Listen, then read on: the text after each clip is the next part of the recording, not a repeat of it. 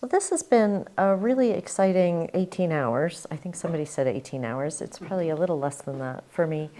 And I can see something about the energy humanities that I guess surprises me a little bit. So I have been very disturbed by, for a long time, disturbed by the environmental humanities in general focus on the small scale.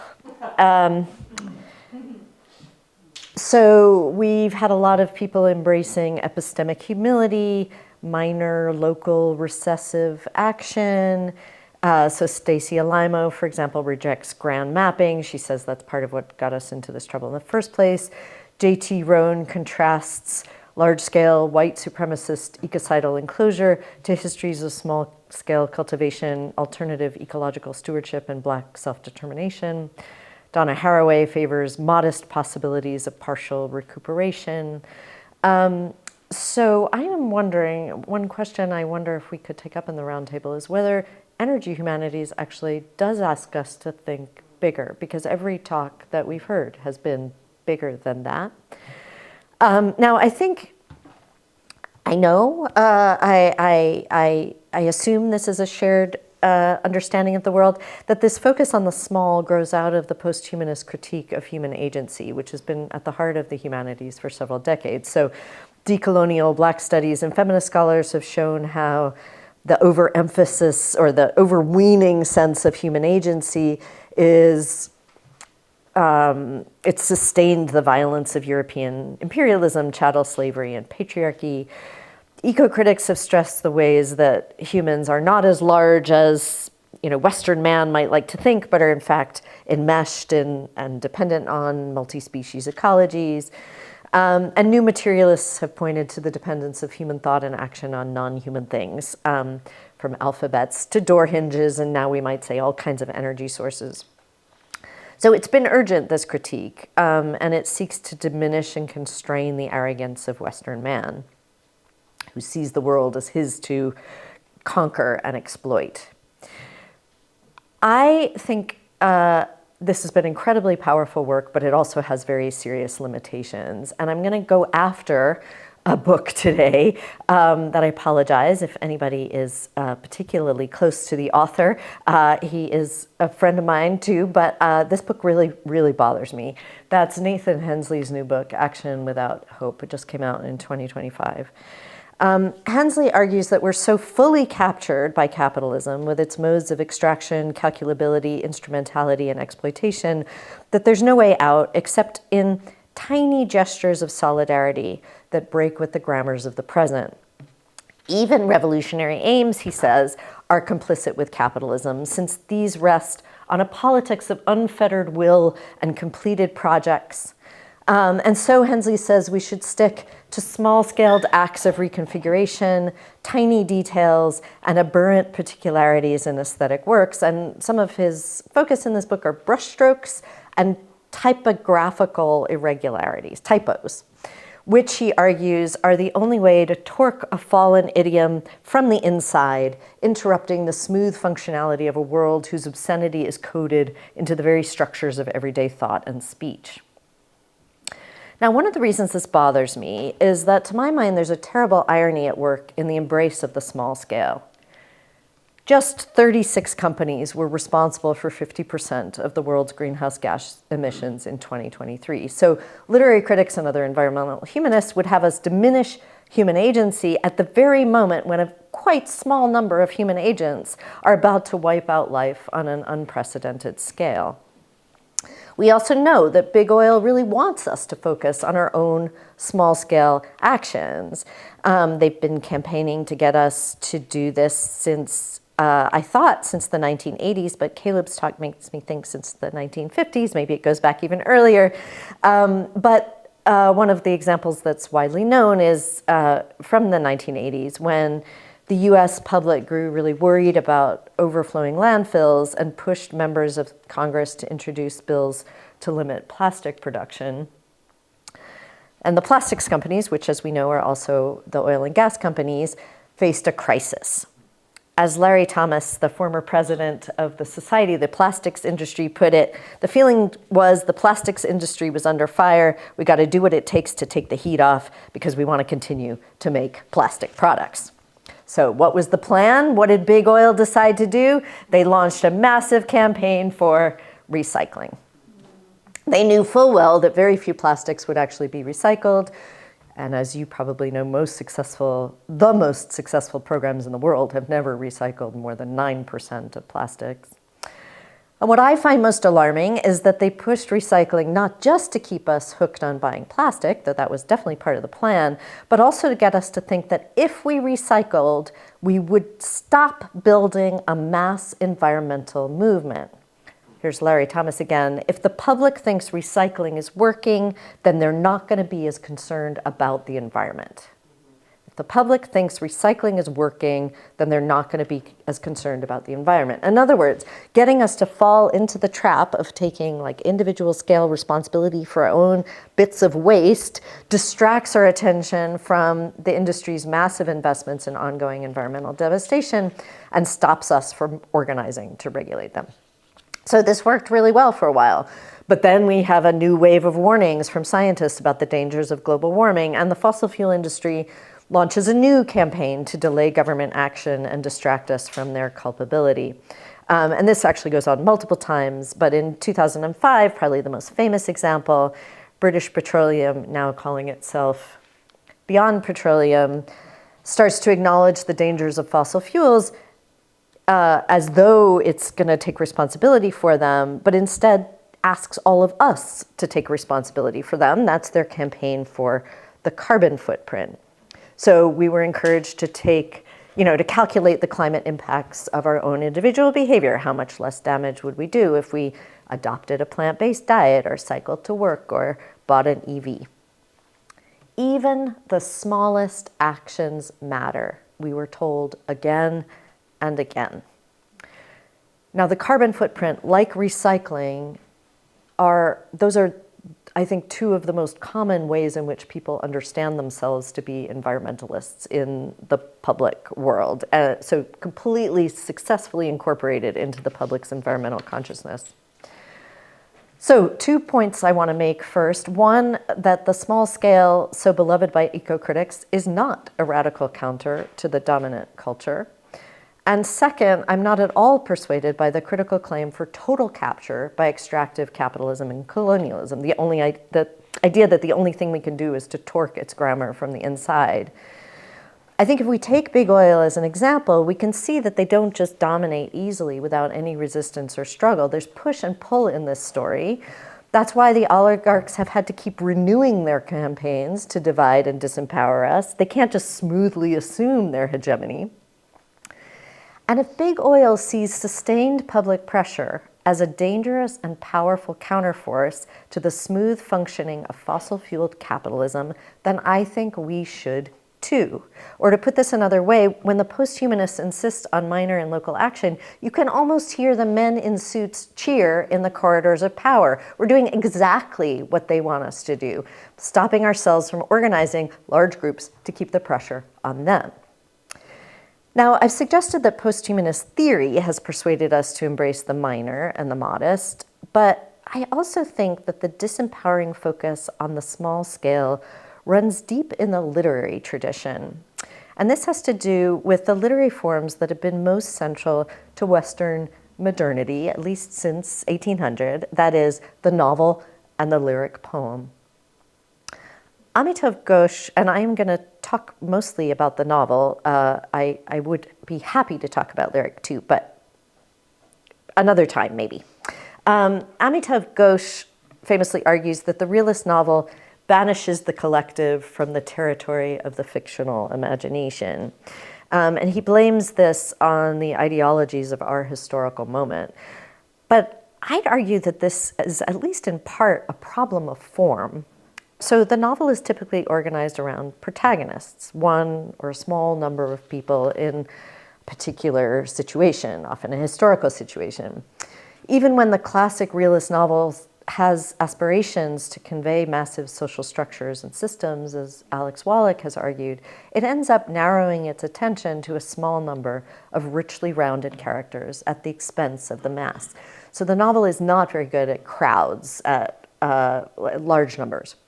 We could certainly think about, first, just to think about some highly political novels since the 19th century, Anand's Untouchable, Achebe's Things Fall Apart, Milkman from 2018, all of these train our attention on a single protagonist or small number in a specific historical situation. So these novels are good for the Lukácsian version of the novel, which is that they use like a main character's contradictory experience to get us to understand historical structures and conflicts. And we could certainly cite experiments in the novel that expand its usual cast of characters, Balzac's Comédie Humaine or Elena Maria Viramontes's Their Dogs Came With Them. But I want to suggest a different starting point, and this is a method point, which I often try out on people and get very little uptake. So I'm curious if we can talk about why that's true. So what we usually do as literary scholars, those of us who are, is to start with a particular form, like the novel, and from that point, we try to figure out what it has to tell us about politics, about fossil fuels, about energy. I want to start from a different point, and that is asking which forms, and that for me always means both aesthetic and non-aesthetic forms, which forms most readily afford collective action. So maybe the novel just isn't a great form for helping us to act as collectives. In fact, I would say it's really not a great form for that. Sometimes it does, like you can think about the 19th century people, reading aloud in a pub. I'm a Victorianist rather than a 19th century Americanist, so I go to the pub first. But it's generally not great for collective action. So what's an aesthetic form that might be really good at mobilizing collectives? For me, one of the ones I keep coming back to is the marching song. This is William Morris's March of the Workers from 1885, which he deliberately set to the tune of John Brown's Body, which had become popular during the US Civil War. Morris's march immediately became the most popular song of the socialist movement in Britain, and leftist gatherings sang this March of the Workers together as groups well into the 20th century. One of the things that's important about the form, I think, is that participants don't need to know it in advance. It has a repetitive chorus that you can learn on the spot. And so because the forms of marching songs are catchy and easy to memorize, there's not much of a barrier to participation. And so unlike the novel, for example, which you have to sit down and find a place to read and sometimes buy, right, which is expensive. So the marching song has this capacity to materialize a collective on the spot and to have it grow larger as you're standing there. The civil rights movement also saw collective marching and singing as crucial to the work of facing a prolonged and often dangerous struggle. So when the Student Nonviolent Coordinating Committee first gathered with civil rights leaders at the Highlander School in Tennessee, a group of young people had the idea to hold hands and sway together while singing "We Shall Overcome," which, just by the way, is super interestingly originally "I shall overcome," and they make it collective by changing the pronoun. So by coordinating bodies and voices, this form has worked really well to embody this unified we, and it definitely helps people keep going through the long struggle that was civil rights. For my most recent example, when Kendrick Lamar's refrain, "We Gonna Be All Right," played at the first Black Lives Matter conference at Cleveland State, quote, "The whole damn place went nuts," said one of the attendees. "You were moved. There was no way you could just sit back and not feel the effect of that song. Everybody was singing in unison. It was like being at church." And it soon became the unofficial anthem of the movement. Joining voices and bodies together is good for generating what Jonathan Flatley calls collective moods. Atmospheres of, say, shared energy, and here I mean people energy, political energy, and maybe joy. And those can help us to work against dominant structures of individuation and feelings of isolation, cynicism, and despair. Now, to be effective, these large-scale musical political gatherings have also typically relied on another less conventionally aesthetic form. That is the public square, which has provided the crucial infrastructure for many of the most famous political protests of recent years: Tiananmen, Tahrir and Trafalgar Squares, and New York's Zuccotti Park, just some examples. Because these public spaces afford highly visible, vast crowds, they're well suited to putting the sheer enormity of collective resistance on display, unlike, say, the novel or the lyric poem. But the movement of the squares, as it's sometimes called, has also been sporadic. It's suffered from fitfulness, an incapacity to sustain itself over time, and an inability to scale up in a viable way. Those are all quotes about it. I'd argue that we should understand this problem, too, as a matter of form. So, for example, the main form that Occupy Wall Street took, and here is an image of it, was spatial.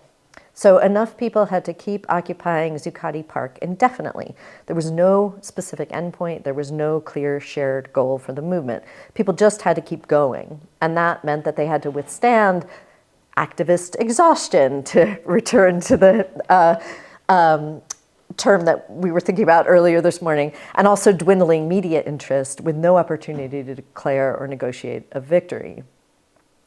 For a lot of people, this freedom from linear temporality was a special strength of the movement, but it also meant that it didn't have a natural endpoint, and that meant it fizzled out without realizing any specific demands. So in order to keep exerting pressure long enough to push powerful people and institutions to change, successful movements often rely on a form literary critics love to hate: teleology, the goal. To go back to civil rights for a moment, civil rights leaders were very clear that in advance, that the Montgomery bus boycott was going to be a long and grueling action, and it had to involve a lot of people making daily sacrifices. So they made it very clear to themselves, and they focused their strategy around making sure that everybody had this clear shared goal in mind. So it was teleology from the point of view of the organizers that was going to keep everybody going through what ended up being a 13-month campaign.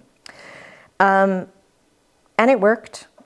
Everybody did keep going until that victory, and that victory did not make people complacent, as sometimes literary critics worry that a happy ending will do. Instead, it inspired other people to take up the struggle for civil rights in the Jim Crow South.